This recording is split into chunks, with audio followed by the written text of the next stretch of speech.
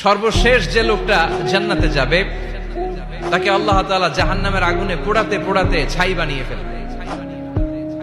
আল্লাহ বলবেন, জিব্রাইল যাও একটু দেখো, একটা মাত্র সেজদা দিয়েছে আমাকে, এরকম কাউরে পাওয়া যায় কিনা। বাটি চালান দিয়ে দেখো পাওয়া যায় কিনা। খুঁজে খুঁজে কাউরে পাবে না। আল্লাহ বললেন আবার দেখো, খুঁজে খুঁজে একজনকে পাবে, সামান্য ইমানের ছিটে ফোঁটা তার অন্তরে ছিল। আল্লাহ বলবেন, যেহেতু ছিটে ফোঁটা আছে, অনেক মায়ের খাইছে, ওকে বের করে জাহান্নাম থেকে বের করে একটা নির্ধারিত দূরত্বে রেখে দাও। রেখে দেয়া হবে, কিন্তু জাহান্নামের আগুনের লেলিহান শিখাতে তার গা ঝলসে যাবে। সে আল্লাহর ডেকে বলবে, মাবুদ তোমার কাছে আমি কিছু চাই না, জাহান্নাম থেকে তুমি আমাকে বের করেছো, জীবন নদীর পানি তুমি আমার গায়ের মধ্যে ঢেলে দিয়েছো, আমি আবার সজীবতা ফিরে পেয়েছি। আমি তোমার কাছে জান্নাত চাই না, শুধু নিরাপদ একটা দূরত্বে আমাকে রেখে আসো, যাতে জাহান্নামের আগুন আমারে কষ্ট দিতে না পারে। আল্লাহ, আমি কিন্তু তোমার কাছে জান্নাত চাই না। কি চাই না? জান্নাত চাই না, কিন্তু জাহান্নামের আগুন আমারে কষ্ট দিচ্ছে, এতটা দূরত্বে রাখো যাতে জাহান্নামের আগুন আমার গায়ে না লাগে। আল্লাহ বললেন, ওকে রাখবো, কিন্তু আমার সাথে একটা কন্ট্রাক্টে যেতে হবে, যে এটা তোমাকে দিলে তুমি আর নতুন করে কিছু চাবা না। সে বলবে আমি রাজি, কন্ট্রাক্ট হয়ে যাবে। আল্লাহ জিব্রাইলকে বলবেন, যাও এমন দূরত্বে রাখো যাতে জাহান্নামের আগুন ওরে কষ্ট না দেয়। রেখে আসা হবে। অনেক দিন সে ওখানে আনন্দে থাকবে, আল্লাহ শুকরিয়া করবে। সে মনে মনে বলবে, বেঁচে গিয়েছি, আমি বেঁচে গিয়েছি, জীবনে আর কিছু চাই না, জাহান্নাম থেকে আমি বেঁচে গিয়েছি। অনেকদিন থাকার পরে মনে মনে ভাববে, বাইসা তো গেছি, কিন্তু নতুন করে একটু ট্রাই করে দেখি, জাহান্নামের সৌন্দর্যের দৃশ্য একটু চোখ দিয়ে অবলোকন করা যায় কিনা। সে আল্লাহর ডেকে বলবে, আল্লাহ ইনদি সুআল, আমার একটা ফরিয়াদ আছে। কি ফরিয়াদ? আল্লাহ আগেই বলে রাখি, আমি কিন্তু জান্নাতে যেতে চাই না। আল্লাহ বলবেন, কি চাও? সে বলবে, আল্লাহ তোমার জান্নাতটা তুমি কত সুন্দর করে বানিয়েছো, আমি একটা নজর শুধু দেখতে চাই। জান্নাতের দরজার সামনে নিয়ে যদি আমারে বসিয়ে রাখো, দ্যাটস ইনাফ, আর কিছু চাই না, শুধু জান্নাতের দরজার সামনে। আল্লাহ বললেন, তুই না ওয়াদা করেছিস, তুই না চুক্তি করেছিস। সে বলবে, আল্লাহ আমারে হতভাগা বানাইয়া তোমার কি লাভ? সুবহানাল্লাহ পড়েন। আমারে তুমি হতভাগা বানিও না। আল্লাহ বলে, ঠিক আছে, আবার সিগনেচার কর যে জান্নাতের দরজার সামনে বসিয়ে দিলে আর কিছু চাবি না।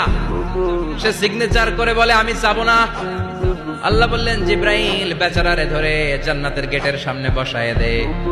এবার জান্নাতের গেটের সামনে বসে বসে জান্নাতের সৌন্দর্য দেখা শুরু করবে। সুবহানাল্লাহ। এমন সৌন্দর্য যেটা চোখ দিয়ে কেউ দেখে নাই, কান দিয়ে শোনে নাই। ওই সৌন্দর্য চোখে দেখে, কান দিয়ে আওয়াজ শুনে, মাগার ভোগ করতে পারে না। অন্তরে জ্বালা আছে না নাই? এয়ার কন্ডিশনের রুমে ঢুকতে না পারলেও, এয়ার কন্ডিশনের রুমের দরজার বাইরে দাঁড়ালো, এয়ার কন্ডিশনের রুমের একটা ঠান্ডা বাতাস গায়ে লাগে না? কথা বলেন তো। ও যখন জান্নাতের দরজার সামনে দাঁড়াবে, ওর গায়েও এরকম জান্নাতের ঠান্ডা বাতাসের হিমেল ছোঁয়া গাটাকে শীতল করে দিবে। ওই শীতল হয়ে যাওয়ার পরে আর তো সহ্য হবে না, আবার আল্লাহরে ডাকবে। মনে মনে ভাববে, আর একটু ট্রাই করি না, দোষ কি, আস্তে আস্তে অনেক দূর তো আগাইছি। সুবহানাল্লাহ কইবেন না? এবার আল্লাহরে বলবে, আল্লাহ ইনদি সুআল, আল্লাহ তুমি যদি কোনো বিষয়ে নতুন করে ডিসিশন নাও, তোমারে জিজ্ঞেস করার মতো কি কেউ আছে? আল্লাহ বলে, না, আমি তো সব রাজার বড় রাজা, মহারাজা, আমার উপরে তো কারো কথা চলে না। ওই হতভাগা লোকটা বলবে, আল্লাহ এত সুন্দর জান্নাত তুমি বানালা, চোখ দিয়ে সৌন্দর্য দেখি, কান দিয়ে আওয়াজগুলো শুনি, হুর আর গেলমান হেঁটে বেড়ায়, এত সুন্দর জান্নাত চোখ দিয়ে দেখি, ঢুকতে পারি না, আমারে কষ্ট দিয়ে তোমার কি লাভ?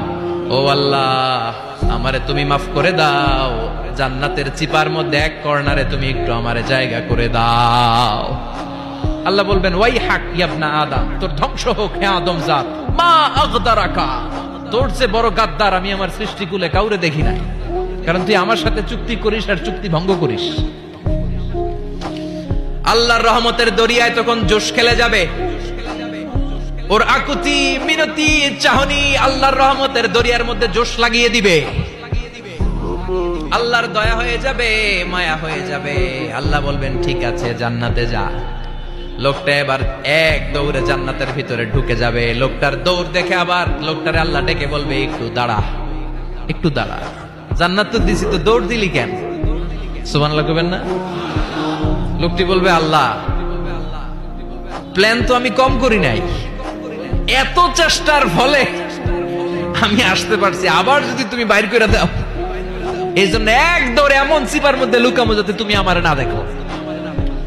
আবার আল্লাহর রহমতের দরিয়ায় জোশ খেলে যাবে, আল্লাহ কাছে ডাকবে, কাছে আয়, ও গোলাম তোর কি মনে চায় আমারে বল, আজকে তুই চাইতে থাক, আমি দিতে দিতে তোর মনের সব আশা পূরণ করে দেব।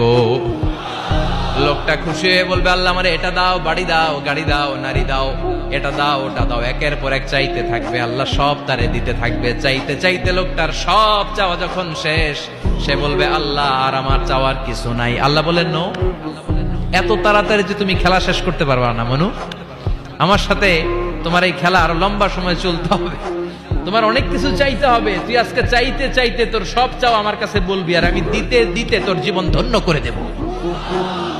সে আবার চাইতে শুরু করবে, আল্লাহ এটা দাও, ওটা দাও, ওটা দাও, আল্লাহ দিতে দিতে সব দিবে। এরপরে বলবে, আল্লাহ মাফও চাই, দোয়াও চাই, আর চাওয়ার কিছু নাই। আল্লাহ বলবেন, তাই ঠিক আছে, তোরে আমি জান্নাতে ঢুকাই দিলাম, তবে মনে রাখিস তোর জান্নাতটা হবে সবচেয়ে ছোট জান্নাত, আর তোর জান্নাতটা হবে এই পৃথিবীর 10 গুণ। চিল্লা এখন সুবহানাল্লাহ।